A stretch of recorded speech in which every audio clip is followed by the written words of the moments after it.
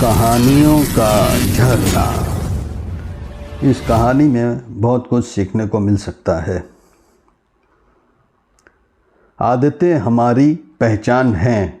इंसान की परवरिश का पता उसकी आदतों से ही चल जाता है। धन दौलत से आप सुख सहूलतें खरीद सकते हैं, लोगों के ख्याल नहीं। आपकी हरकतें ही आपकी सच्चाई बयान करने के लिए काफ़ी है। इसी बात का ज्ञान दे रही है।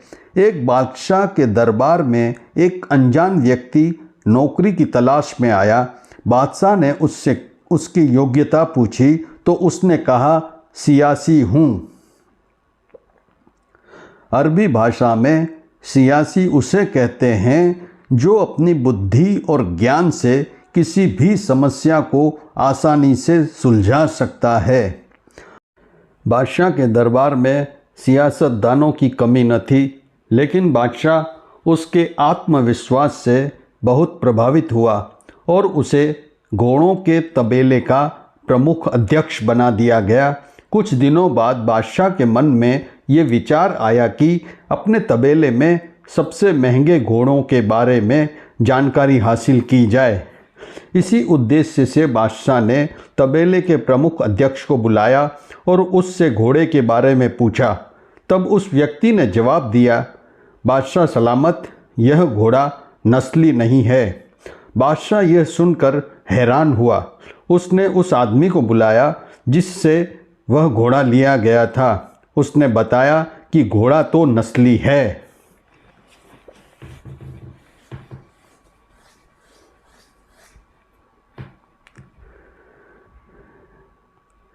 लेकिन जब यह पैदा हुआ था तो इसकी मां मर गई और इसका पालन पोषण गाय का दूध पीकर हुआ है। बादशाह ने तबेले के अध्यक्ष से पूछा कि उसे इस बात का पता कैसे चला। तब उसने जवाब दिया, यह घोड़ा जब घास खाता है तो गायों की तरह सर नीचे करके ही खाता है, जबकि नस्ली घोड़े जब भी घास खाते हैं तो वो घास मुंह में दबा लेने के बाद सर उठा लेते हैं और फिर खाते हैं।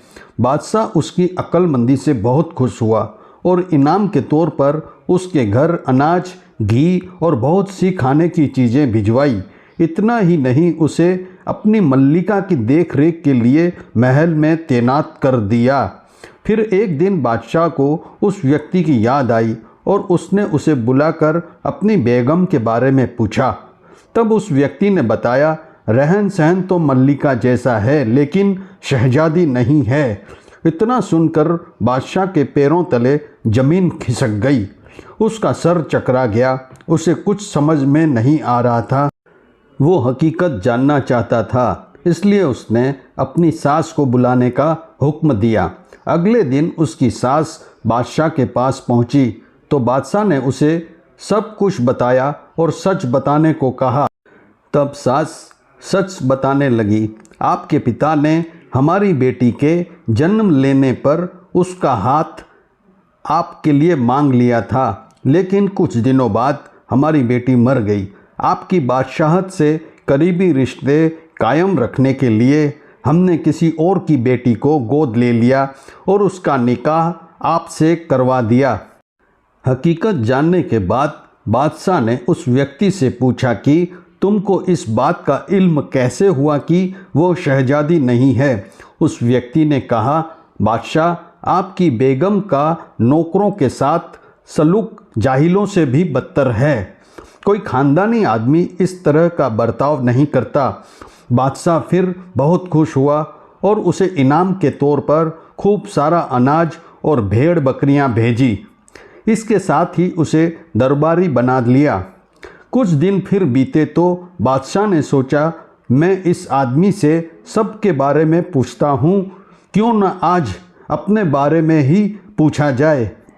जब बादशाह ने अपने बारे में पूछा तो उस व्यक्ति ने कहा, अगर आप मेरी जान बख्शें तो ही मैं बता पाऊँगा। बादशाह ने उस व्यक्ति से वादा किया कि उसको कुछ नहीं कहा जाएगा।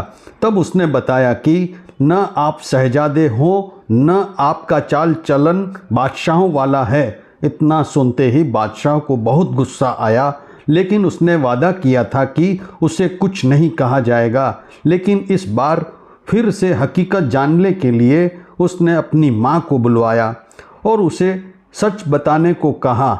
उसकी माँ ने बताना शुरू किया, तुम हमारी औलाद नहीं हो, हमने एक चरवाहे से तुम्हें गोद लिया था। बादशाह ने उस व्यक्ति को बुलाया और एक बार फिर पूछा कि तुम्हें इस बात का इल्म कैसे हुआ। तब उस व्यक्ति ने बताया, जब भी कोई बादशाह किसी को इनाम देता है तो इनाम में हीरे जवाहरात जैसी चीज़ें देता है, लेकिन आप खाने का सामान और भेड़ बकरियां देते हैं। ये सलूक किसी बादशाह का नहीं बल्कि चरवाहे के बेटे का ही हो सकता है। इस ज्ञानवर्धक कहानी की तरह ही इंसान के पास कितनी ही धन दौलत क्यों ना हो, उसकी कितनी ही शान शौकत क्यों ना हो, इंसान की हरकतें और उसकी आदतें उसकी असलियत के बारे में बता ही देती है। यदि आप चाहते हैं कि आपकी शख्सियत सबके सामने अच्छी बने तो अपनी आदत बदलिए और सबके साथ सही ढंग से व्यवहार कीजिए।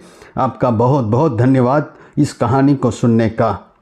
Thanks for watching. लाइक और सब्सक्राइब करिएगा। धन्यवाद।